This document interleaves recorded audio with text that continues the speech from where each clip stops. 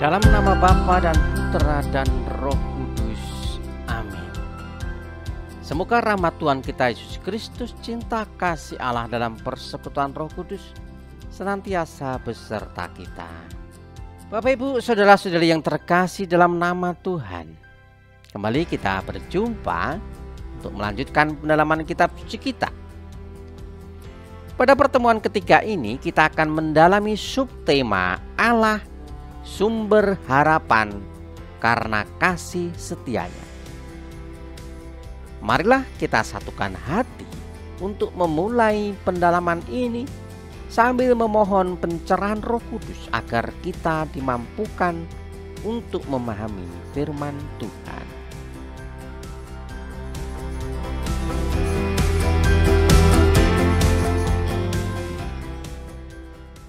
Bapak Ibu, saudara-saudari yang terkasih dalam nama Tuhan, kemunculan virus corona membawa dampak bagi hidup iman kita. Orang bertanya tentang kasih dan kesetiaan Tuhan kepada umatnya. Apakah semuanya ini adalah kehendak Tuhan?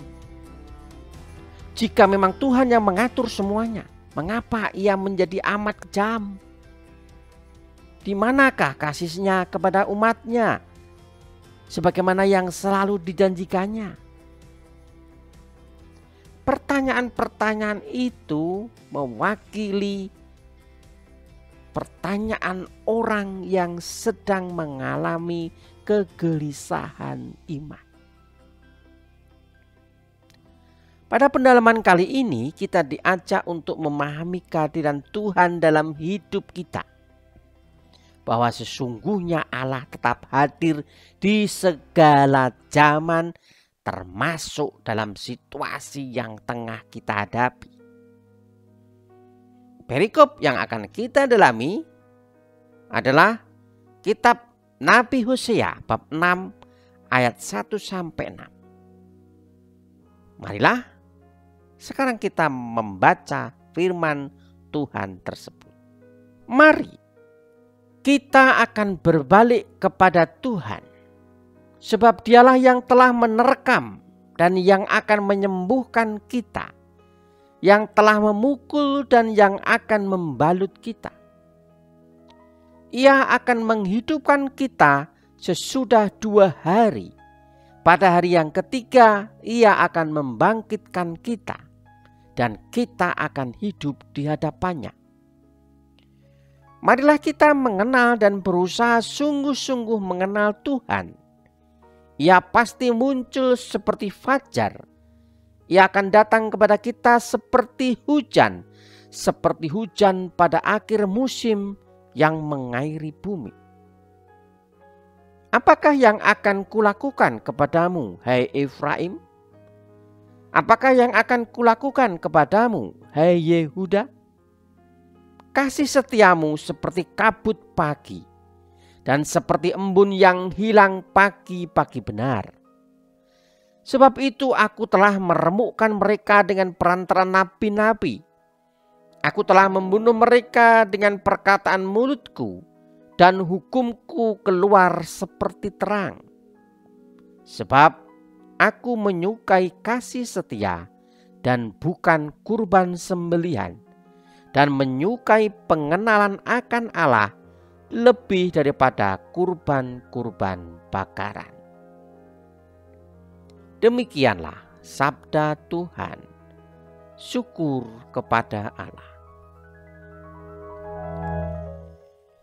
Bapak Ibu saudara-saudari yang terkasih dalam nama Tuhan, ada 3 hal yang bisa kita garis bawahi agar kita lebih mudah untuk memahami perikop ini.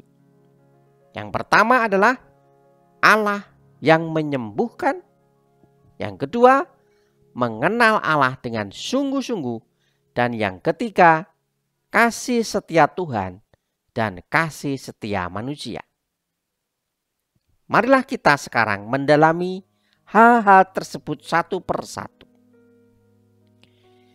Yang pertama adalah tentang Allah yang menyembuhkan. Di Di ayat pertama dalam teks Nabi Hosea ini disampaikan dua tindakan Allah. Dua tindakan itu adalah menerkam lalu menyembuhkan, serta memukul lalu membalut. Dua urutan tindakan tersebut menunjukkan bahwa Tuhan selalu melakukan tindakan pemulihan setelah meruntuhkan. Keruntuhan suatu hal yang lama selalu membangkitkan hal yang baru. Jadi intinya tidak ada kerusakan tanpa pemulihan. Dengan mengemukakan dua tindakan Tuhan itu, Hosea mengajak para pendengarnya untuk bertobat. Bertobat dari pemahaman yang keliru bahwa Tuhan hanya menyebabkan kesakitan dan keruntuhan. Sesungguhnya Hosea mau menyampaikan Tuhan juga membangun kembali. Ia menyembuhkan, dan ketika umat masih belum sembuh, ia membalut. Pada saatnya Allah pasti akan menyediakan penyembuhan, Bapak Ibu. Yang dimaksudkan dengan penyembuhan di sini bukan hanya dalam arti fisik. Yang paling utama dalam hidup kita adalah penyembuhan rohani. Sebab penyembuhan jenis ini akan menguatkan orang yang menderita dan pada saat yang sama mengarahkannya kepada pertobatan. Lalu yang kedua, Bapak Ibu, yaitu mengenal Allah dengan sungguh-sungguh. Hosea mengajak orang Israel untuk mengenal Tuhan dengan sungguh-sungguh. Karena dengan pengenal yang benar dan sungguh-sungguh itu akan membuat orang Israel memiliki gambaran yang utuh tentang Tuhan. Bahwa Tuhan itu setia. Hosea menghadirkan dua perumpamaan untuk menggambarkan kesetiaan Tuhan. Yaitu fajar yang selalu muncul di pagi hari dan hujan yang selalu turun ke bumi. Yang perlu dilakukan oleh manusia adalah mengenal Tuhan dengan sungguh-sungguh. Manusia diajak untuk mengenal kasih setia Tuhan itu. Sayangnya Bapak Ibu, kesetiaan manusia tidak seperti kesetiaan Tuhan. Nabi Hosea menyatakan bahwa kasih setia manusia terhadap Tuhan hanya seperti embun di pagi hari. Embun di pagi hari itu segera hilang ketika sinar matahari muncul.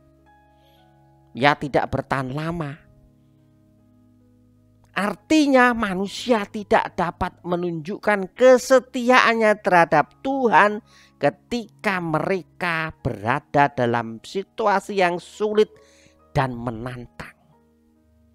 Manusia tidak bertahan.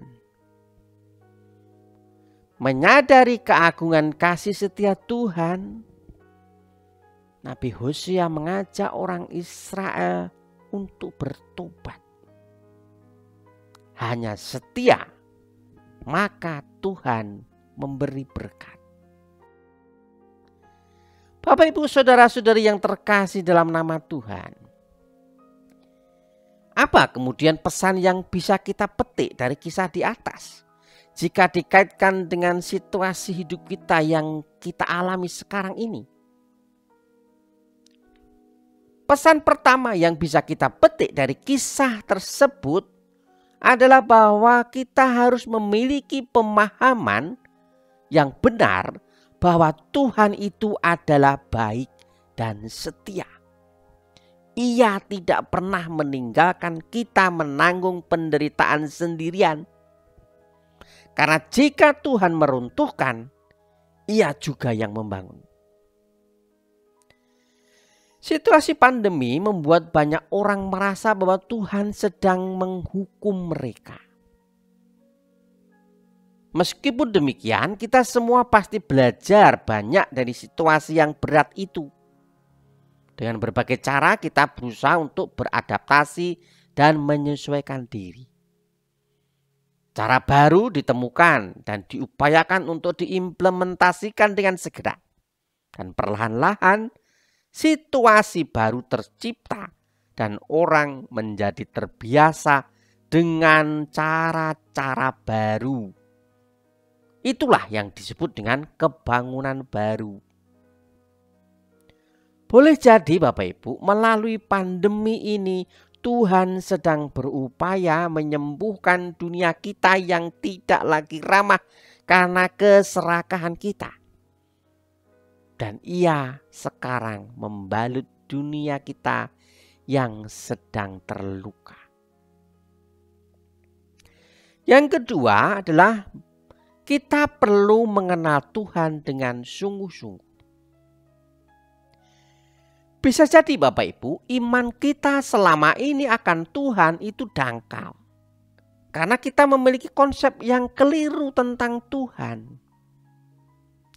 Konsep yang dangkal akan Tuhan itu terjadi karena kita lebih berorientasi pada kebaikan diri sendiri dan pemenuhan kebutuhan pribadi. Rasul Yakobus menasihati kita bahwa ketika kita berdoa dan doa kita tidak dikabulkan, mungkin itu karena kita hanya berdoa demi memuaskan hawa nafsu belaka. Hanya untuk keuntungan diri sendiri. Padahal sebenarnya untuk dapat mengenal Tuhan dengan sungguh-sungguh, Tuhan yang baik dan setia itu, maka kita harus meninggalkan orientasi hidup yang hanya untuk kebahagiaan sendiri. Kita harus menuju kepada orientasi hidup yang membahagiakan orang lain.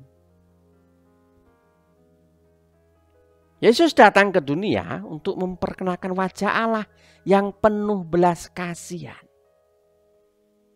Santo Yohanes menulis, karena begitu besar kasih Allah akan dunia ini, sehingga Ia telah mengaruniakan anaknya yang tunggal, supaya setiap orang yang percaya kepadanya tidak binasa, melainkan beroleh hidup yang kekal. Kalau Tuhan sendiri melakukan hal seperti itu, bahwa Dia berbagi kepada kita, bahwa Dia ingin kita bahagia, bahwa ketika Dia ingin kita selamat, kita diundang untuk meningkatkan solidaritas di antara kita, agar semua bisa melewati situasi sulit ini. Bukan saya sendiri, tetapi semua. Karena itulah Bapak Ibu, hendaknya kita selalu peduli dan saling memperhatikan satu sama lain. Jangan sampai ada di antara kita yang tertinggal atau dibiarkan sendirian.